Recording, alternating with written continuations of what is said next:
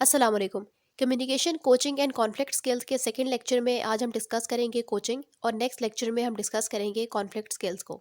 Coaching एक ऐसा process है जिसमें जो कोच है वो एक मोटिवेशनल फीडबैक देता है अपने फॉलोअर को या अपने एम्प्लॉय को, ताकि जो अच्छी परफॉर्मेंस है उसको मेंटेन किया जा सके और मज़ीद परफॉर्मेंस के अंदर बेहतरी लाई जा सके, मज़ीद इम्प्रूवमेंट की जा सके। अब कोच कौन होता है? कोच कोई भी टीचर हो सकता है या फिर कोई भी ऐसा इंडिविजुअल या कोई ऐसी टीम जो आपको आपके स्किल्स इंप्रूव करने में और आपकी परफॉर्मेंस को इंप्रूव करने में हेल्प आउट करता है। अब हमारे पास 10 कोचिंग गाइडलाइंस आती हैं, वन बाय वन इसको डिस्कस करते हैं। सबसे पहले है develop supportive working relation. Coach और जो फॉलोअर्स हैं उनके दरमियान में एक working relation, supportive working relation होना चाहिए, जिससे वो इजीली अपने काम जो टास्क है उनको परफॉर्म कर सकें। सेकंड है कि गिव प्रेज एंड रिकग्निशन। कोई भी एम्प्लॉय जो है वो अच्छा परफॉर्म करता है तो उसको सबके सामने, जो कोच है उसको चाहिए कि वो सब लोगों के सामने उसको प्रेज करे, उसको उसके काम को रिकग्नाइज करे। नेक्स्ट है कि अवॉइड ब्लेम एंड एम्बेरसमेंट। कोई भी ऐसी सिचुएशन जिसके अंदर कोई मिस्टेक हो जाती है किसी भी एम्प्लॉय से, तो उनको डायरेक्टली जाके ब्लेम करना और लोगों के सामने एम्बेरस ना करना, ये कोचिंग गाइडलाइंस में आता है। Focus on behaviour not the person. इसका मतलब है कि कोई भी एक ऐसा बिहेवियर, कोई इनअप्रोप्रिएट बिहेवियर कोई इंडिविजुअल करता है तो उसको पॉइंट आउट करने के बजाय जो कोच है वो कहता है कि ये पर्टिकुलर बिहेवियर जो है वो उस बंदे को, उस इंडिविजुअल को पॉइंट आउट नहीं करता, बल्कि उसके बिहेवियर को पॉइंट आउट करता है कि ये पर्टिकुलर बिहेवियर जो है वो आइंदा ऑर्गेनाइजेशन में इंटरटेन नहीं होगा या आइंदा ऐसा बिहेवियर कोई भी शो ना करे। नेक्स्ट आता है डोंट क्रिटिसाइज। इसमें ये आता है कि जब भी कोई एम्प्लॉय जो है वो कोई मिस्टेक करता है तो कोच जाकर उसको फ़ौरन क्रिटिसाइज ना करे, बल्कि उसको मोटिवेट करे और उसको गाइड करे कि उस टास्क को कैसे परफॉर्म करना है और उसकी मिस्टेक को कैसे इंप्रूव करना है, उसको मोटिवेट करे, ना कि उसको क्रिटिसाइज करे। नेक्स्ट है गिव स्पेसिफिक फीडबैक।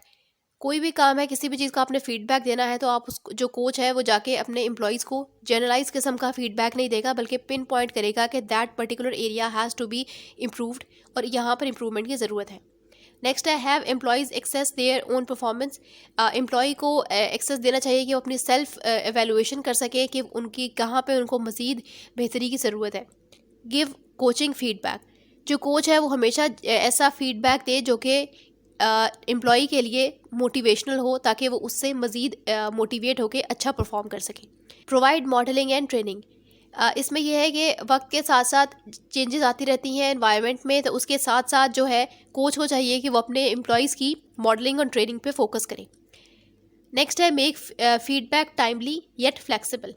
जब भी फीडबैक दिया जाए वो टाइमली बेसिस पे हो। जैसे ही कोई जो काम है उसके बाद उसके फीडबैक रिक्वायर्ड है जिस काम के बाद, उसके बाद उसे टाइमली दिया जाए और वो फ्लेक्सिबल किस्म का होना चाहिए, ना कि स्ट्रिक्ट। नेक्स्ट आता है कि what is criticism and why it doesn't work.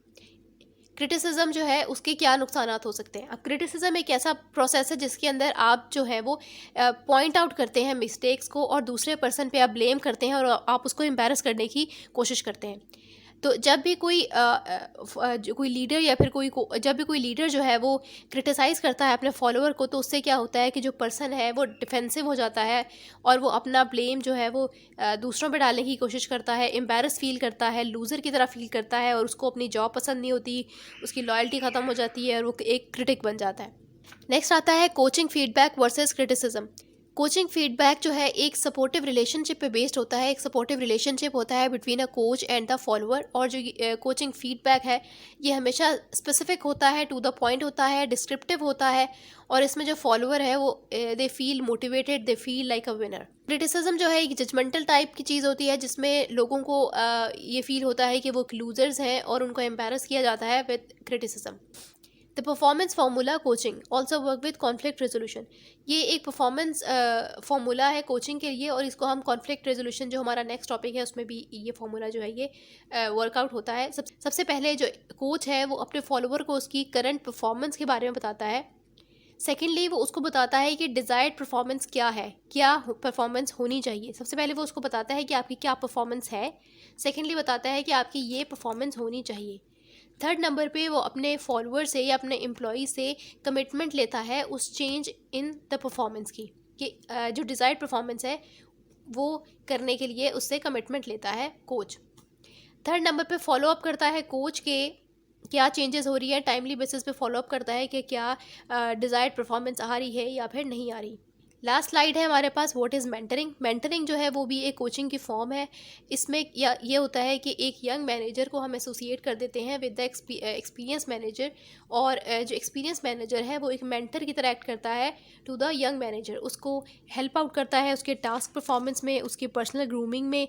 Mentoring जो है ये फॉर्मल वे से भी हो सकती है और इनफॉर्मल वे से भी हो सकती है, और ज़्यादातर केसेस में देखा गया है कि इनफॉर्मल वे से जो मेंटरिंग होती है उसके ज़्यादा अच्छे रिजल्ट्स जो हैं वो अपीयर होते हैं। नेक्स्ट लेक्चर में हम डिस्कस करेंगे कॉन्फ्लिक्ट स्किल्स को, और ये चैप्टर जो है इसमें कोई भी आपको क्वेश्चन हो तो आप कमेंट्स में ज़रूर मेंशन करें। अल्लाह हाफ़िज़।